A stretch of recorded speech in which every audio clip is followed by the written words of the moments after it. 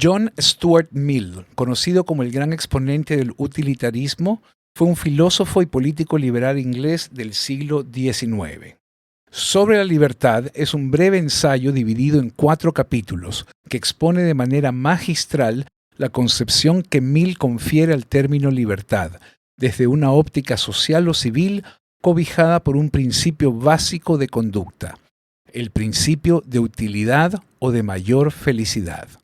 El principio de mayor felicidad refiere a que las acciones son correctas en la medida que tienden a promover la felicidad y son incorrectas si tienden a producir lo contrario a la felicidad. Por felicidad se entiende el placer y la ausencia de dolor. Por infelicidad, el dolor y la falta de placer. Soy Javier Andrade, bienvenidos a 25 Watts. Hola, bienvenidos a 25 Watts, un podcast de cine con Isabel Carrasco y Javier Andrade.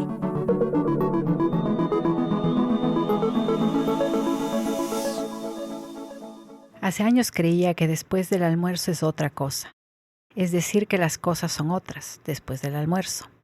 Este poema, llamémoslo así, partido en 2 por el almuerzo y reanudado después, me contradice. No comí postre. Siento la boca salada, pero no voy a insistir. Lo que acabo de leer es un extracto del poema La Gran Salina de Ricardo Celarayán, que es una de las escenas claves de la película Los Delincuentes de Rodrigo Moreno, que será la película sobre la que conversaremos en este episodio de 25 Watts. Bienvenida, soy Isabel Carrasco. Los Delincuentes, una película de 2023 que debutó en Cannes en la Semana de la Crítica y se llevó uno de los premios de esa sección.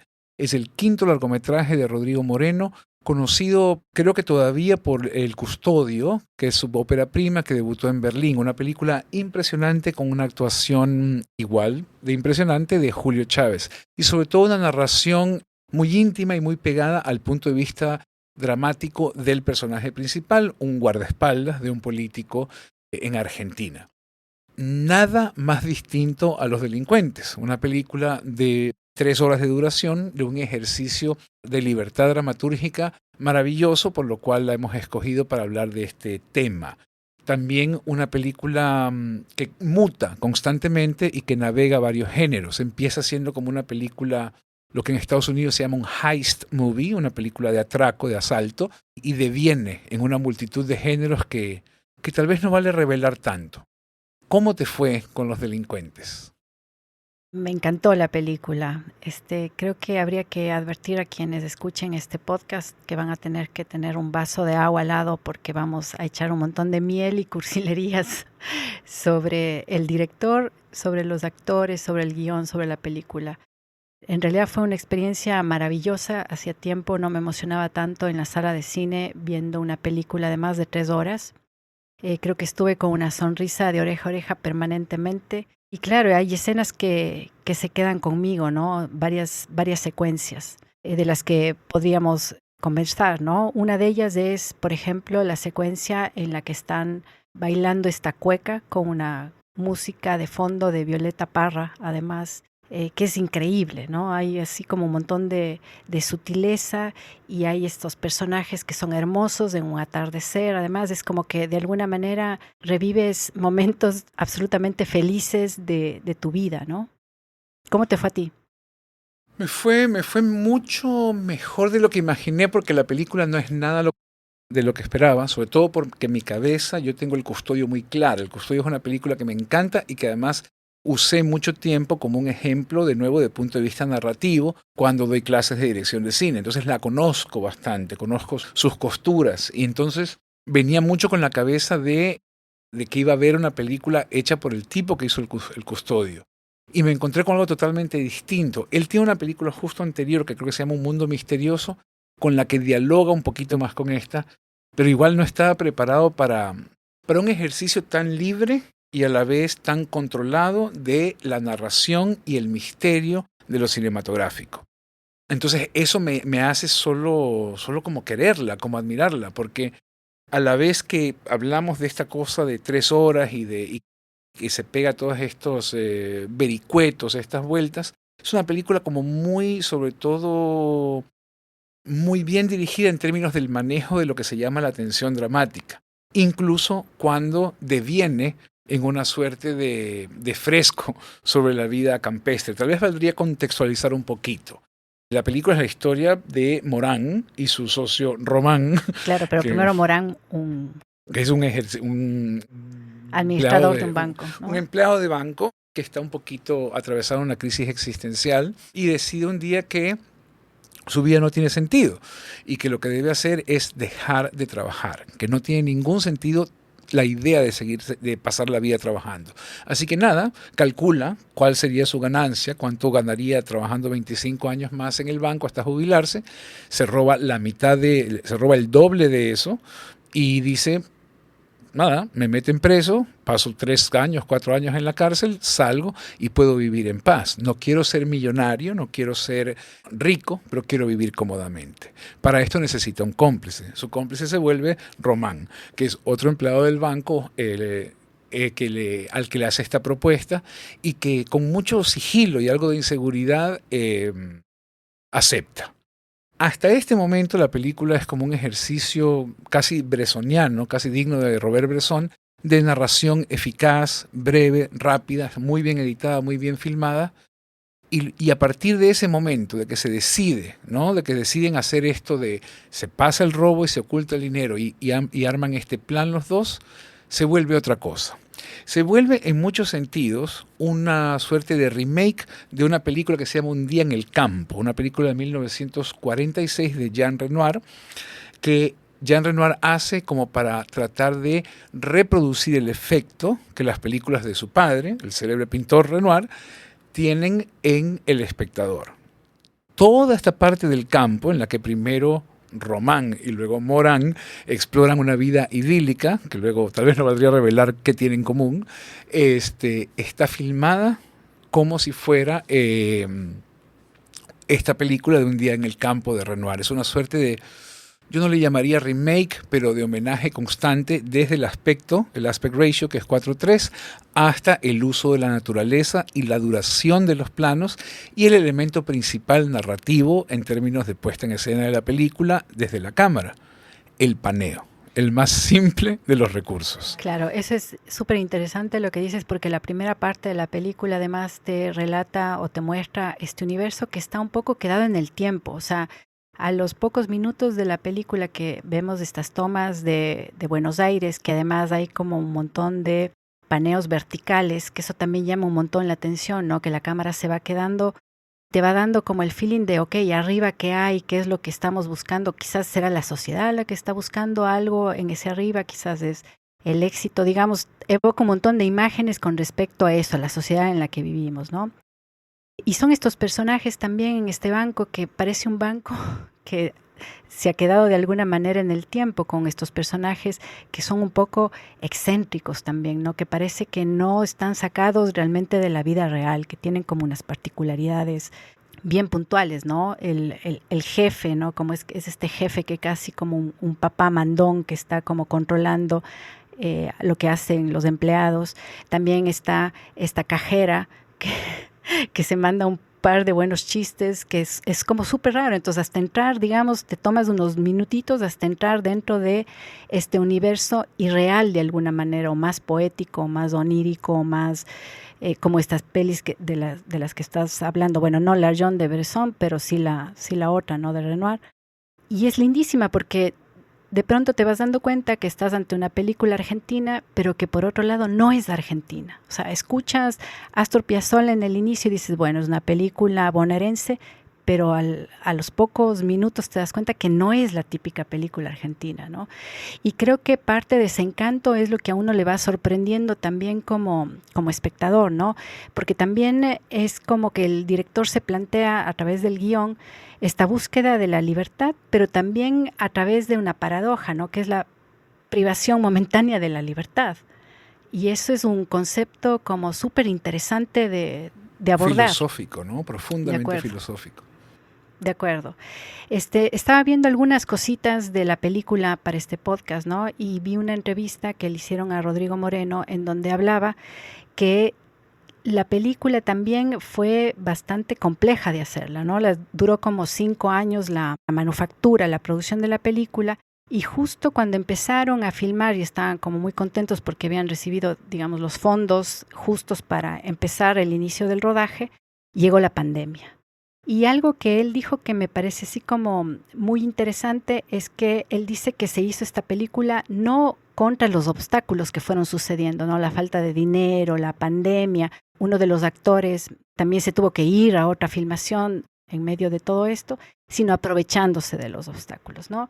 Y en esa medida sí que se siente una película que sí que se va actualizando, ¿no? Que aprovecha lo que le sucedió, digamos, en el mundo real y le saca provecho y le... Es que tiene varios aspectos que vale la pena ver, ¿no? Sin duda, lo que hablaba antes de la película de Renoir, además es una de las varias conexiones. Por lo menos tiene 2 diálogos directos, mejor dicho, tiene diálogos directos con 2 otras películas. Una es Apenas un delincuente, que es una película de Hugo Fregonese de 1949, una película clásica argentina, que le proponen a Moreno rehacer. Entonces, este proyecto origina como una idea, una oferta de un remake, que él dice, bueno, no me interesa esto, no me interesa el personaje, no me interesa la trama, no me interesa lo que dice la película original, pero me interesa el mundo del banco y el atraco. Y se queda solo con eso. Y eso despierta como la curiosidad de hacer ese tipo de película y de encontrarnos con una película a la vez tan inusual. La otra es la película que mencionaste ya, L'Argent, El dinero, de Robert Bresson, que es su última película de 1983. Cuando vean la película, spoiler alert, hay un momento en que el personaje va al cine y ve una película que está un poquito fuera de cuadro, la escuchamos, más que la vemos, lo que estamos escuchando es la conclusión de L'Argent de Robert Bresson, uno de los cierres más escalofriantes de la historia del cine. Es muy difícil no meternos y hablar 5 horas de L'Argent, pero voy a resistir la tentación y solo decir que es la película final de un gran maestro del cine que dice que no cree en el mundo y que el ser humano es un fracaso poseído por la idea del dinero. Lo interesante de este diálogo es que los delincuentes es un poco lo contrario. Claro, le da la vuelta a esa idea, ¿no? Es agarrar esa idea y decir, bueno, ¿qué pasa si no? ¿Y qué pasa si triunfa la idea de tener un espíritu humano libre ante la avaricia? Y eso está planteado desde la misma idea del robo, que no es robarse 50 millones de dólares, sino robarse aquello que igual me hubiera ganado, que a mí me parece simplemente un detalle maravilloso. Y es interesante que también a partir de la complicidad que tienen estos 2 colegas y de robarse el dinero, ¿no es cierto? Es como que empiezan a experimentar una serie de sucesos que pasan en sus vidas, que son unas aventuras súper interesantes. O sea, también es loco cómo la posibilidad de tener ese dinero asegurado para un futuro, de alguna manera te libera para vivir cosas que probablemente tienes mucho deseo de hacerlas, ¿no? Como por ejemplo, uno de los personajes quiere ir al campo, el otro personaje es como más citadino, pero se ve enfrascado en una aventura de tener que ir al campo por el tema de esconder el dinero y tal, y vive unas aventuras increíbles. Por ejemplo, la escena en el río, no sé qué te pareció, pero a mí me encantó, porque es una escena, digamos, también estamos como quizás un poco domesticados a ver este tipo de escenas y pensar que todo puede ir mal y que se puede convertir en una película de género donde puede haber un asesino, el terror. O sea, es súper difícil ver a una gente disfrutando y gozándola y siendo generosa en un paseo del día en el río, ¿no? Eso es como muy, o sea, podría verse como algo ingenuo, pero a mí me encantó, me pareció súper bonito, me pareció refrescante. Bueno, es una dramaturgia sorprendente porque si te das cuenta, la escena parte con Román queriendo escapar, queriendo agarrar el primer colectivo, el primer bus de regreso a Buenos Aires, y hay, me parece que 3 instancias de insistencia de los 3 personajes de que se quede. Es que él duda también, ¿no? Pues es que él puede estar como nosotros, claro, en una película de terror. Y me encanta la insistencia tan sencilla, pero es que hay mucha comida. Claro, pero quédate. Es suficiente, claro, quédate, hay vino, etcétera. Y cómo eso se vuelve en una aventura que trastorna su vida, ¿no? Y que lo lleva a una suerte de desvarío amoroso que le hace cuestionarse cosas. Es una escena inolvidable, también por su longitud. Esta es una película, de nuevo, dura 3 horas, entonces se plantea que una escena puede durar 5 minutos, 6 minutos y sostenerse de una forma pues casi bucólica, un poco como campo, como los árboles, como el río, como las piedras. De alguna forma, Bresson habla mucho de esto. Bresson tiene un libro maravilloso, Bresson on Bresson, de entrevistas, son 40 años de entrevistas, y él habla mucho de la posibilidad del medio cinematográfico de mostrar el reino de lo divino, la creación de Dios. Bresson era muy, muy, muy católico. Y hay algo en esa lección ha aprendido o lo ha aplicado Moreno de forma maravillosa. Hace mucho tiempo que yo no soy para nada de campo, ni de río, ni nada de eso. Me interesa la playa y ya. Y solo quiero ir al campo después de ver esa película. Solo quiero estar en el río. Y además es súper interesante que en esa búsqueda o en ese tratar de esconder el dinero de Román, ¿no?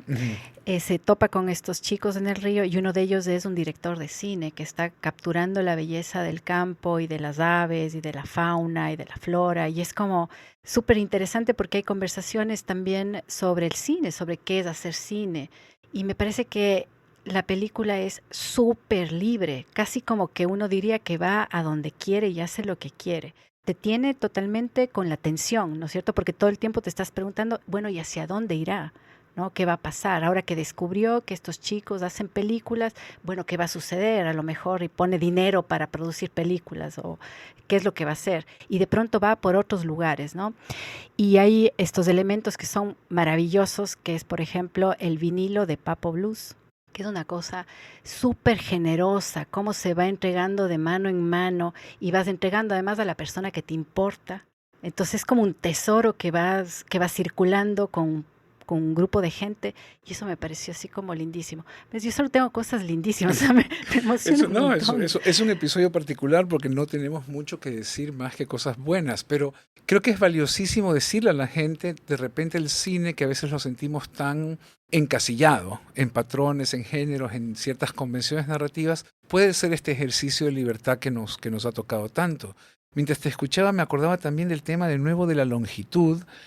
Acabo de pensar en películas largas que vi en el cine relativamente pronto. Una fue Babylon el año pasado, creo. Y la de Scorsese. Y otra la película de Scorsese, Killers of the Flower Moon. Y las dos me parecieron de alguna manera un desperdicio del recurso de la longitud, de la idea novelesca, si quieres, de manejar una narración de 3 horas. O definir un épico. Killers of the Flower Moon dialoga bastante con Giant, que es una película de George Stevens increíble, la última película que hizo James Dean antes de morir en el accidente de tránsito que lo mató, en el choque que lo mató, pero palidece profundamente ante Giant. Mientras que Los Delincuentes, no sé cuándo fue la última vez que estuve en el cine viendo algo, siendo consciente de que era largo y deseando que no se termine. De acuerdo. O sea, yo entendí, no sé, tal vez me pasó un poquito con Aquarius, con la peli de Claire Mendoza, que también dura como 2 horas 40 o algo así, pero es una vez que uno se entrega o se rinde a sus ritmos, si la película te da recompensas como espectador, o los juegos que propone la película son lo suficientemente enganchadores y son emocionantes, no sé, vuelvo a decirlo, tal vez desde Aquarius, ¿cuándo fue la última vez que vi algo de 3 horas en una sala de cine y que no quería que se acabe? Me dio profunda pena que se acabara. Era como, puede durar 6 horas. Claro, ahora quiero ver qué pasa con Román subido en el caballo y tal. Además, es interesantísimo porque no cierra la película. Y lo que cuenta, de hecho, es bastante poco de una historia que se perfila como épica. Y lo interesante es que es una peli que habla de ciertas cosas, como por ejemplo las clases sociales, la opresión del capitalismo, ¿no es cierto?, la opresión del dinero, pero no lo hace de la manera en la que generalmente vemos a las películas latinoamericanas, ¿no?, el realismo social. Es como que es una manera súper interesante de abordar estas temáticas sin recurrir al género un poco más usado por cierto cine hecho por acá, ¿no? Y eso es así como increíble, porque además el personaje siempre se me confunden los nombres, el de Salta, Román. El de Salta es Morán. Morán es un personaje adorable, ¿no? Tiene un acento lindísimo, es un tipo súper dulce, súper idealista y romántico, ¿no es cierto?, que cree en esta utopía posible, mientras que, claro, que el otro personaje es como un poquito más descreído, ¿no? Como que duda un montón con respecto a la aventura en la que se están embarcando, digamos, esa dualidad o esa contraposición de las personalidades de los personajes solamente enriquece la trama, ¿no? Porque por momentos eres del uno, por momentos entiendes al otro, ¿no es cierto? Te vas con el uno, con el otro. Es que la película está proponiendo exactamente lo que dices. Propone un protagonista dual y propone un universo de fantasía, un universo de literatura, si quieres, en que los personajes no tienen una obligación de comportarse como un reflejo de la realidad. Basta para esto la secuencia en la cárcel en la que descubren los libros y solamente Eso es empiezan a leer. maravilloso. Eso es increíble. Tienes un plano de 7 presos que solo leen poesía, porque de repente Morán descubre que lee bien en voz alta y se vuelve como el lector para los demás. Además, utilizando esta poesía con la que has empezado el episodio, de una forma de una poética y una ruptura temporal cinematográfica brutal, que creo que eso vale no relatar. Sobre esta idea de los personajes tenía una cosa que me encantó. Creo que la película muy pronto te dice, no los mires como gente real. Míralos como personajes de una película atemporal, una película con lenguaje antiguo y moderno a la vez, con interludios musicales antiguos, y me hizo pensar en la literatura, me hizo pensar en una cita. Cristina Piña, que es una autora argentina que ha escrito un libro sobre Alejandra Pizarnik, cita a Alejandra Pizarnik con un párrafo sobre esta idea que me encanta. Dice, mi vida perdida por la literatura a causa de la literatura, por hacer de mí un personaje literario en la vida real. Fracaso intento de hacer literatura con mi vida real, pues esta no existe, es literatura. Qué bonita cita. Es como que, además es exactamente lo que diría Morán. Como, no me pidan que reaccione de otra manera si yo estoy en esta cosa idílica, ando a caballo, amo a una mujer, tengo platita para ponerme una casita en el campo. Además el hito, ¿no? Tan nuestro, tan de la sierra ecuatoriana, escucharlo en el universo del cine argentino, creo que también pega tanto. O sea, a mí me pegó un montón escuchar el acento salteño que se parece mucho, exacto como dices, al acento del sur del Ecuador, que dice poquito, que es este ratito. Son cosas como súper lindas de oír, o sea, como que te llaman un montón la atención. Sí, no, es una belleza de película, la verdad. La banda sonora es como un universo increíble también. No, y el mismo tema de Papo del que hablabas, que cierra un poco la película, tiene la letra de la canción, habla de estas ideas de libertad de una forma que casi se vuelve como la declaración de principios de lo que acabas de ver, o la manera de poner en palabras el concepto o la visión detrás de la película. Es extraordinario. Y aunque sea una peli que, bueno, sabemos que está un poco inspirada también en la Joan de Bresson, digamos, la película de Bresson no te involucras emocionalmente o sentimentalmente con los personajes, ¿no? Y este es lo contrario, es como que estás con ellos y les acompañas y sientes con ellos, ¿no? O sea, los golpes que le da la vida o le da la cárcel al personaje te duelen también, o sea, sufres con él, ¿no? Mientras que la otra película está como más alejada, es como alguien que es testigo de lo que está sucediendo, de esta injusticia tan cruel que está viviendo el personaje de Yvonne, y en cambio en los delincuentes estás con ellos, estás en los zapatos de ellos de alguna manera. ¿O cómo lo viste tú? Es que creo que ahí le pegas en el clavo. L'Argent es hecho por un hombre que ya no cree en el hombre. En el ser humano. En el ser humano. O sea, lo que quiere decir Bresson al final de su vida, es una película que hace cuando tiene 82 años, y es la última película, es El hombre es un fracaso. Rodrigo Moreno más bien está descubriendo que tal vez el hombre vale la pena. ¿Y qué te pareció el final? O sea, es como un poco feo spoilear, pero no podemos no hablar de hacia dónde crees que va. O sea, va hacia continuar un plan. Bueno, es difícil spoilear, pero en la película ambos atraviesan un episodio amoroso en el campo que luego revelan les es más cercano del que ellos creen. Y eso tiene una relación casi cósmica con el principio de la trama y esta idea de compartir y la responsabilidad de que uno se robe el dinero y el otro lo guarde. Entonces la película propone una suerte de continuación de ese acuerdo. Es como que Román y Morán estarán unidos para siempre. De acuerdo, y como que cada uno está encontrando el sentido de su propia libertad también, ¿no? Cada uno toma una serie de decisiones que les van a llevar a liberarse de algo y no necesariamente eso quiere decir que el plan se va a cumplir a cabalidad. Probablemente el plan de la libertad sí, pero lo de la devuelta del dinero y tal, o sea, el dinero ya pasa totalmente Es que se vuelve a segundo irrelevante, plano. Isabel. Exacto. Se vuelve absolutamente irrelevante y eso es un poco lo bonito de la película. De alguna manera es como una lección de qué hacer cuando uno ya no tiene que preocuparse por lo banal. Sí, de acuerdo. O por lo que uno cree que es lo pesado y lo importante y tal, ¿no? Y darle como cierta ligereza. Hay también esas escenas que son bastante, estos personajes secundarios, ¿no? Como la cajera, que son como súper peculiares. Por ejemplo, hay el niño que está atendiendo las clases Ujú. de música de la La pareja de esposa, uno sí, exacto, de Román. de Román, y se va a pedirle agua, ¿no? Y es, dame más, lléname más. Pide siempre 3 vasos, lo hace 2 veces. Exacto, son cosas absolutamente absurdas y que le dan un encanto a la película como bien, Bueno, ahí tengo además trivia. Ese es el hijo de Rodrigo Moreno. ay, serio. Y es el Ya. mismo actor. O sea, la escena está filmada con 3 años de diferencia. Entonces lo ves de 9 y luego lo ves de 12 o 13 años. Ah, La misma increíble. persona. El efecto Linklater, llamémoslo, ¿no? Buenísimo. Muy a lo Boyhood. Sí, pues muy especial. De nuevo, es como cuando tienes como control de lo que estás contando y cómo lo estás contando, puedes llevar al espectador por tangentes, por lugares inesperados, y el espectador lo va a agradecer, ¿no? O por lo menos yo lo agradecí muchísimo. De acuerdo, y el director igual estaba un poco sorprendido de que la película haya sido tan aceptada por el mundo de la crítica, por un festival tan importante como Cannes. Ciertamente es una película distinta, digamos, a lo que normalmente se selecciona de Latinoamérica en ese festival, ¿no? Y en la entrevista decía que, claro, que como 2 semanas antes de la proyección en Cannes, recién terminaba la mezcla sonora. Escuché eso, además que no vio el DCP, nunca.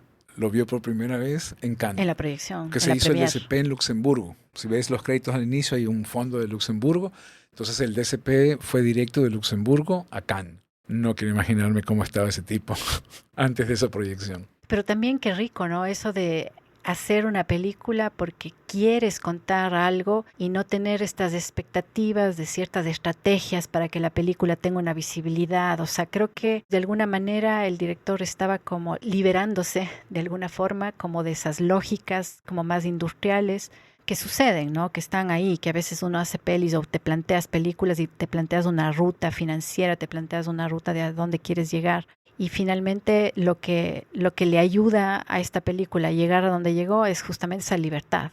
Sí, y entender, o sea, y ser entendido por un equipo. Él habló en una entrevista, ahora que lo mencionas, que leí anoche, me parece, tarde en la noche después de ver esta película, del productor, que se llama Ezequiel Borovinsky, que de hecho estuvo de jurado en el Festival de Cuenca.